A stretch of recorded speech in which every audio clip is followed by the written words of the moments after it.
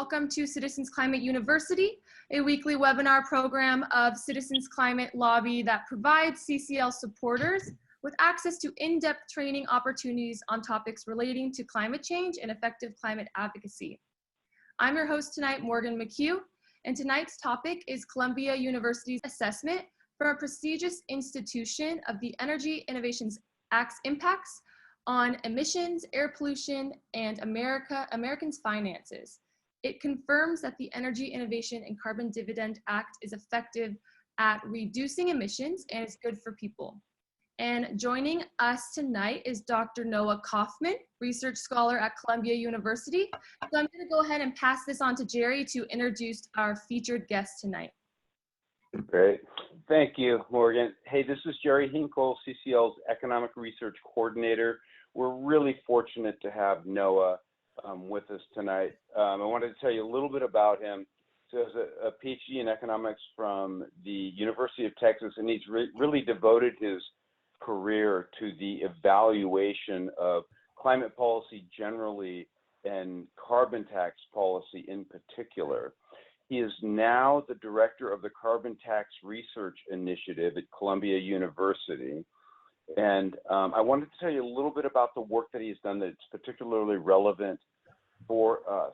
Noah helped put together a consortium that included Rhodium and the Baker Institute to model revenue-neutral carbon tax policies. And they came out with a paper last July, July 2018, evaluating a variety of revenue-neutral carbon taxes. They then produced an analysis of the Market Choice Act introduced by Representative Carlos Curbelo.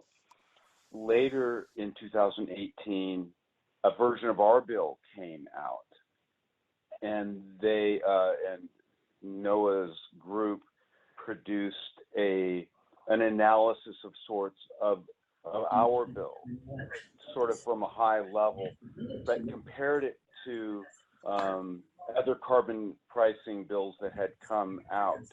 And now, so this is sort of for our purposes, the most recent product is a much deeper evaluation of HR 763. So we are so fortunate to have him be someone that is generous with his knowledge and his time, and he really is a partner to us. So please welcome Dr. Noah Kaufman. Well, thank you for that introduction, Jerry and Morgan. I am always thrilled to help you guys out. I think, from afar, I've been a fan of your organization for many years and everything you guys do. I think Jerry mentioned, so I work for Columbia University, and at Columbia, I work for the Center on Global Energy Policy. We see our role as essentially we work for an academic institution, but what we're trying to do is not publish peer-reviewed journal articles. We're trying to answer questions that are relevant to both policymakers and business leaders and just influencers more broadly, and that certainly includes your group. So it's not really being a matter of being generous with my time. I see this as sort of a core part of our mission. The purpose of this presentation was to go over the results of our study, which was finalized maybe about a week ago now. I'm a little bit afraid that there might be some overlap here. If some of you were at the annual meeting, Jerry and team were nice enough to invite me to the annual conference in DC, and I gave a very similar presentation on, at the time, our preliminary results, which, as preliminary results do, changed a little bit, but really you're going to hear a lot of the same themes and many of the same numbers if you heard that presentation. So, maybe there's some new people in the audience, but if you heard that one, hopefully this won't be too boring, and I will definitely try to leave a lot of time for questions. So I already sort of gave you the overview of the mission of our center as a whole. Jerry mentioned we have a specific carbon tax research initiative, which essentially has the same mission. We're trying to help policymakers design and consider carbon tax policies. We are not advocates for any policy or any different approach, but we're also not afraid of saying climate policy generally and a carbon price is a good idea in particular. I think economists have widely recognized that for many decades. So this particular study, I should recognize the Rhodium Group, who is our sort of joint partner on this. They, led by a team, John Larson is the head of their team, and they run a version of what's called the NEMS model. So this is the National Energy Modeling System that is developed out of the Energy Information Administration of the Department of Energy. This is sort of the most well-known and widely used energy models in the country, or models of the US energy system. It is not without its flaws, like every model, and I'll get into that a little bit. But I think Rhodium's own version of this model has been specifically developed to sort of better enable it to look at policies like this one, that sort of take into account the potential future energy transition in a way that EIA's version is not necessarily designed to do. So essentially what we did was pretty straightforward. We tried to take the version of the bill that came out in early 2019, essentially, model as many of the provisions of it as we could. We used the tax rate trajectory that's in the bill, although I think we assume it starts in 2021. We assume the full dividend. We put a proxy in our model for the border carbon adjustment that essentially assumes imports and exports remain relatively static. Other than that, I'm not going to go into too much detail about the policy itself on the theory that you all are the experts on that anyway. And I'll just sort of dive into what we found. So first I'll talk a little bit about emissions, impacts on energy markets, what we found on the dividends in terms of the size of the checks that folks get. And then at the end, I'll spend a little bit of time comparing the Energy Innovation Act to other carbon tax proposals in Congress. And actually, the caution on this slide says, this is a holdover from my presentation saying that they were subject to change based on expert review. Well, we did that expert review and made some very minor changes, but these are the final results that you're seeing. So first, let's start with emissions. And if you look at the results so these are economy-wide net greenhouse gas emissions. So that is everything, all of the big greenhouse gases in the energy sector, in the land sector. Net means that we're accounting for the land sector carbon sinks here too. So this is everything the bill covers and everything it doesn't. It's what drives climate change, at least from a US perspective. And what we find is that over the first 10 years, first of all, I think it's sort of important to see the blue line on top, which is that, despite a lot of progress in specific sectors, our emissions trajectory under current policies is relatively flat over the 2020s. That's the bad news. The good news is that you put a policy like EICDA on top of it, and you get a big impact on emissions. So what we find is that emissions fall almost 40% below 2005 levels by 2030. And the reason we use that 2005 metric is that that's sort of the common benchmark that's used in the US and also commonly internationally too, when you look at these international pledges. So the US pledge to the Paris Agreement was 26 to 28% below 2005 levels by 2025. This bill would bring the country well beyond that marker by 2025 and even further by 2030.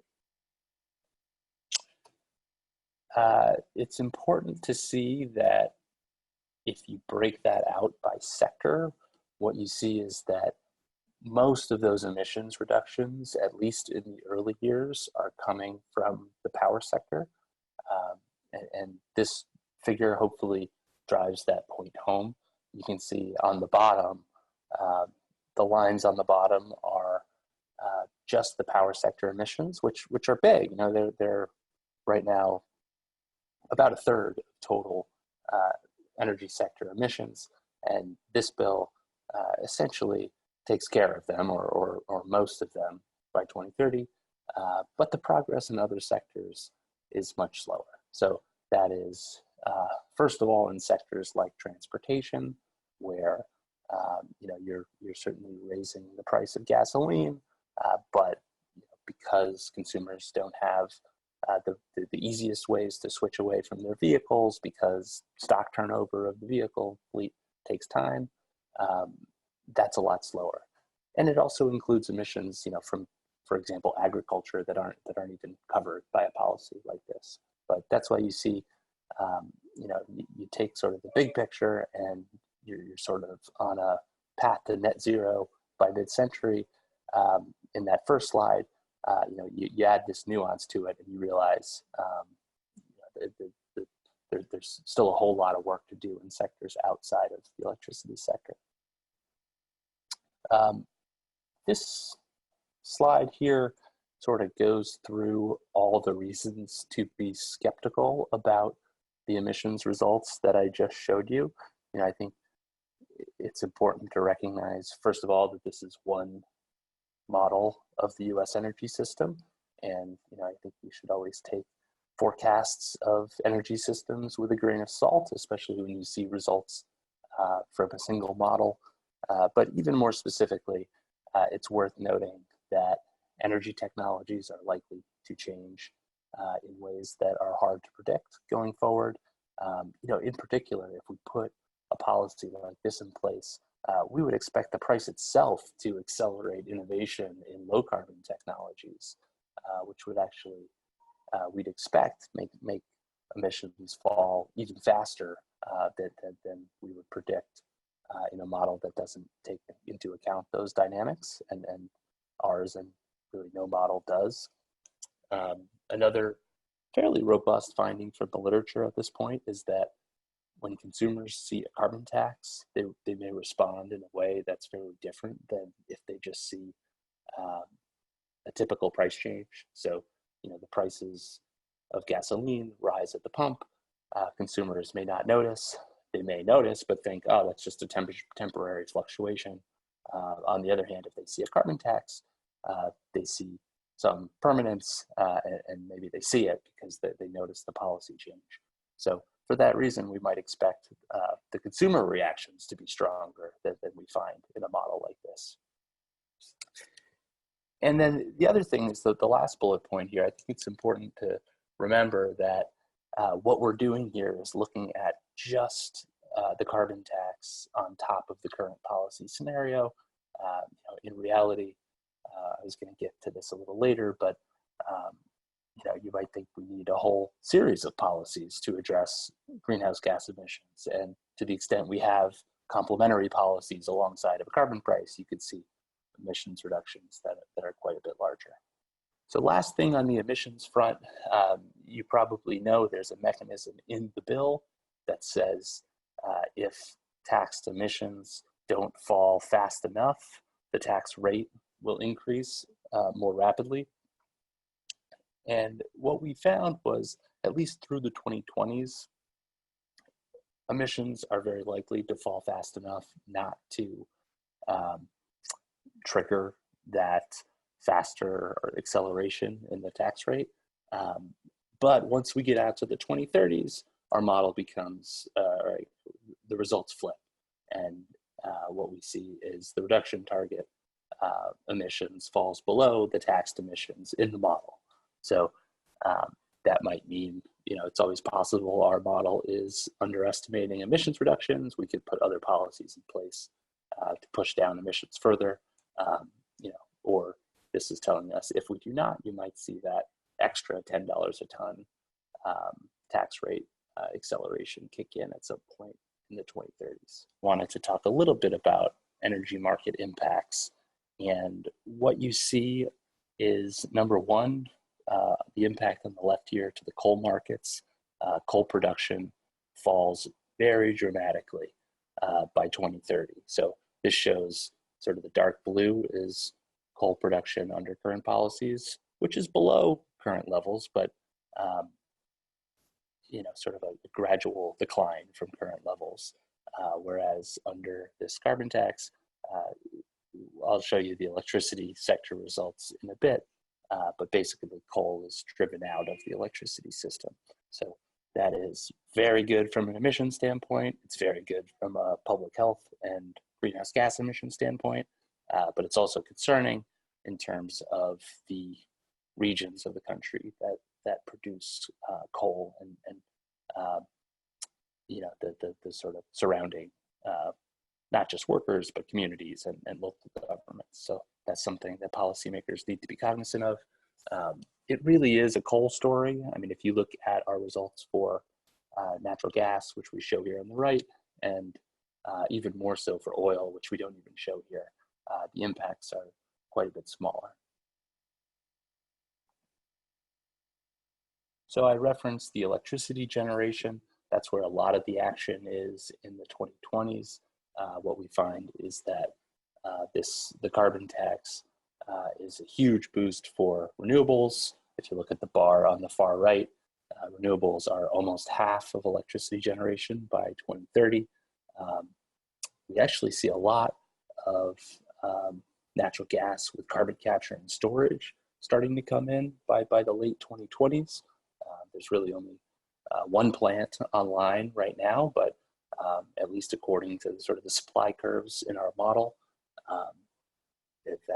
that a price signal that's as high as the one that the carbon tax puts in place by the 2030s is enough to get a lot of carbon capture and storage online. If that doesn't materialize, you probably see quite a bit more renewables than even we show here. And I think it's worth noting the nuclear bar on the top, or I guess the second to top also. This bill isn't going to put a lot of new nuclear online in the 2020s. There just isn't a lot of time for that. But what it will do is save quite a few nuclear plants that would have gone offline without it.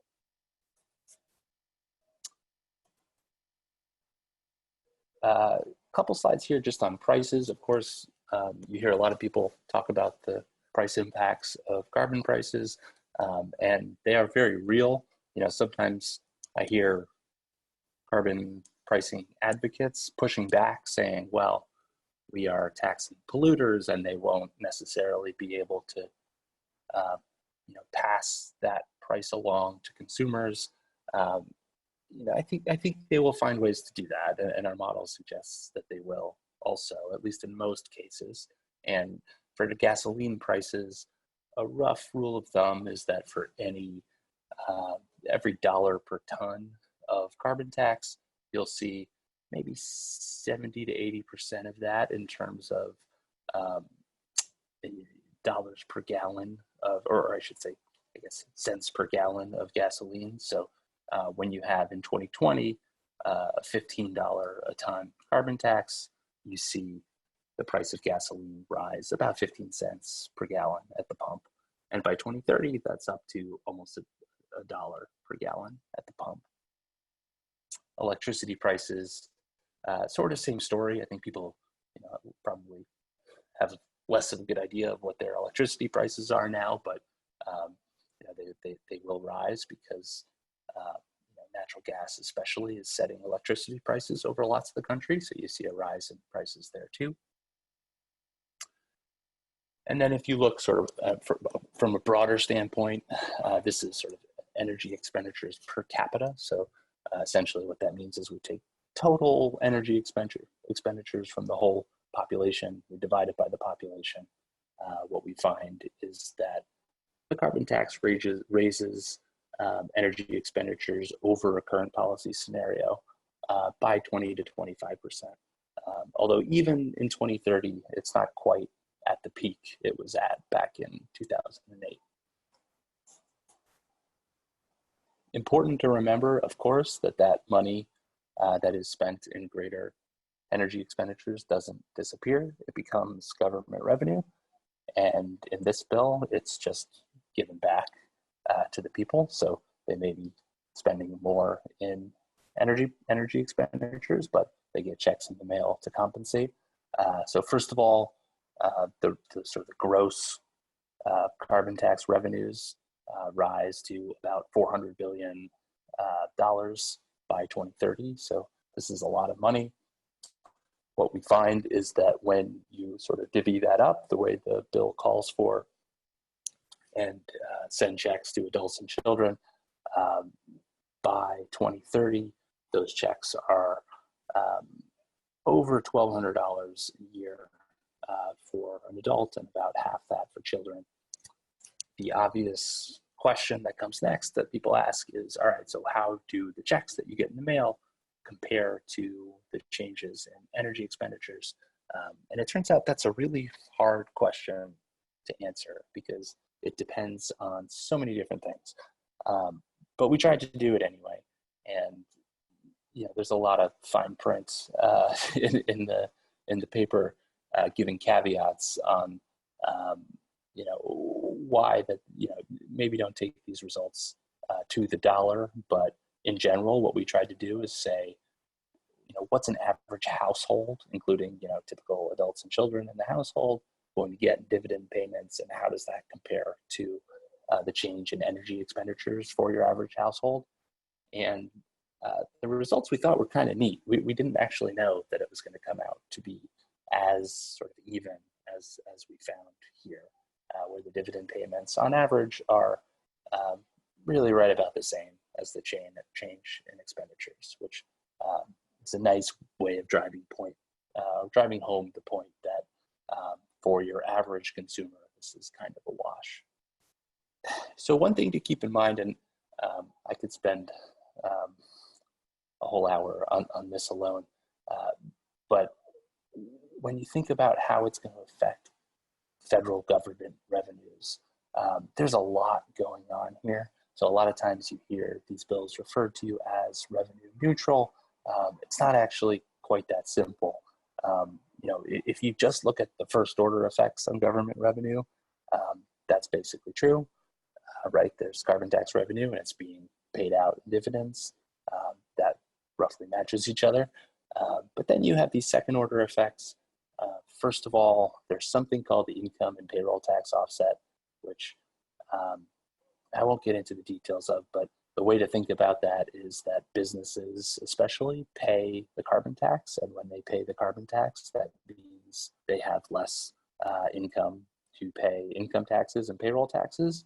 So it turns out once you take account for that in an economic model, it ends up being a fairly sizable offset on the total revenues that the government brings in from the tax, something in the order of 20 to 25%. The bill, on the other hand, stipulates that the dividends themselves are taxed. And what we found is that will increase revenue by about 10 or 12% of the total gross carbon tax revenues.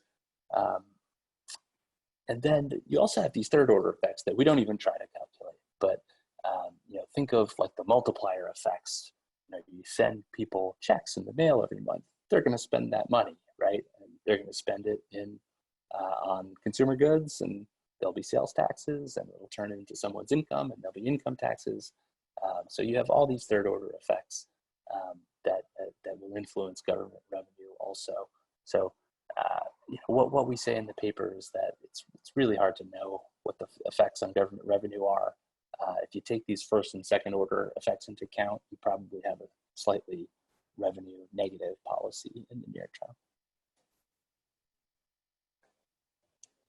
So just a few things I'll mention. This analysis was very focused on emissions and energy markets. Of course, there are other results that are important. You think about distributional impacts or impacts across the income distribution. You all probably know this, but a policy like this one is highly progressive. And what that means is that your average low-income household is going to get far more in dividend checks than they pay in essentially what they pay in the carbon tax in terms of energy expenditures. And the reason for that is that rich people just buy more of everything, including energy. So richer households are going to get a lot less in carbon dividends than they get in checks in the mail. So overall, you are seeing poorer households come out fairly comfortably ahead with a policy like this. In terms of macroeconomic impacts, hugely hard to say much about, both because our models aren't great, and it depends on the assumptions that you use. I mean, I think the important thing to know is that virtually all economists support carbon prices because it's sort of a necessary part of a strategy to reduce emissions cost effectively. So when you see results that show sort of negative economic impacts of a carbon tax or a negative effect on GDP, essentially what they're showing is that, well, you're putting a constraint on the economy. And anytime you put a constraint on the economy, that's going to sort of reduce economic growth compared to sort of a perfect world that frankly we don't live in, where all capital is allocated optimally. So, it's important to note that those studies don't account for things like, what we might do in the absence of a carbon tax, for example, putting in place a whole bunch of regulations that wouldn't be as friendly to the economy as a market mechanism. And of course, they don't account for any of the benefits of emissions reductions and how those might translate into economic impacts. And then finally, I sort of referenced this earlier, regional impacts I think are important to keep in mind, both from a political perspective and also in terms of equity, in particular for coal-dependent regions that are getting hit hard by a policy like this. Fortunately, the coal industry is relatively small. There aren't too many counties in the country that are dependent on coal, but the ones that are very dependent on coal. So again, it's something that policymakers need to be cognizant of. A few more minutes, what I'll do is talk a little bit about how this bill, EICDA, compares to, now there's quite a few different carbon tax proposals in Congress. I wonder if this is even fully up to date. We have 7 bills on here. I think this might be all of them, at least the ones that have been introduced this year. And what this slide does is compare tax rate trajectories. And you can see second to the top on the right is the EICDA bill. It was only eclipsed in terms of stringency by Senator Coons and Feinstein, the bill they put out earlier this summer. All else equal, the higher tax rate is going to lead to more emissions reductions. It might be worth noting that what we find in our model is there's quite a bit of diminishing returns. So, for example, any one of these tax rate trajectories is going to take the U.S. beyond the Paris Agreement targets by 2025. After that, you see more emissions reductions from higher tax rates, but really sort of taking coal out of the system in the 2020s gets you the biggest bang for your buck. And then revenue is really the place where these policies differ otherwise. And here you see EICDA on the left with virtually all revenues being used for carbon dividends. Other policies take a lot of money and use them for things like infrastructure packages, or in a couple of cases, reductions in payroll tax. The idea there is you hear that called a tax swap, right? The idea is the government needs to raise money. Why would we do it by taxing something we want more of, like income, or hiring, when we could do it by taxing something we want less of, like carbon pollution? And I also think it's worth noting that the one thing that all of these policies share in terms of in terms of their revenue use is that they're all using at least a portion of the money to give money back to low, or in some cases low and middle income households. So there really is sort of a consensus out there at this point that a carbon tax policy has to have some progressivity to it, at least at the bottom end of the spectrum. And then one last thing is to think about what policies do to other existing policies and regulations, or sort of related regulations, because this is a big issue. You may have heard of the Climate Leadership Council proposal. This is the Republican put forward Baker Schultz proposal that has one of its pillars is preemption of existing federal regulations, and that's gotten a lot of pushback in sources. So you hear a lot of talk about what carbon tax is going to do to existing policies, and you see differences among the proposals. You probably know that the EICDA just sort of suspends EPA regulations of stationary source CO2 emissions that are covered by the tax, leaves everything else in place. The Market Choice Act, which was reintroduced by Congressman Fitzpatrick, goes a little bit farther than that, repealing the federal excise tax as well. Some of the other bills don't do anything to existing EPA regulations. I did want to show you a sort of bottom line chart from a different study we did that tried to get at this question by looking at how compatible other policies are with a carbon tax, sort of ranging from, on the left here, policies that are very complementary, go very well with a carbon tax, to all the way on the right, the policies that are most redundant with the carbon tax. And if you look on the right here, the most redundant policy are regulations of GHG emissions that are also covered by the carbon tax. So that very much are the stationary source EPA regulations that are being suspended by the EICDA proposal. So I think this is sort of points to the reason for that stipulation in this bill. And that's all I have. Well, I want to say thank you to Noah. I thought that was a fabulous report. I mean, the truth is, something like this, a revenue neutral carbon tax, a price on carbon generally, is so the right thing to do. And we know that. And the loss here is that we've been so slow to take action. I think your report, represents the important truth on the matter. And so all of us at CCL genuinely thank you for your hard work, and we feel like partners in trying to get the right thing done. Absolutely. Well, right back at you. Thanks again for inviting me to do this, and looking forward to working with you guys going forward. Very good. You're welcome. Anything you need. So further questions on this front, go ahead and write to me. It's just Jerry, Jerry, at citizensclimatelobby.org.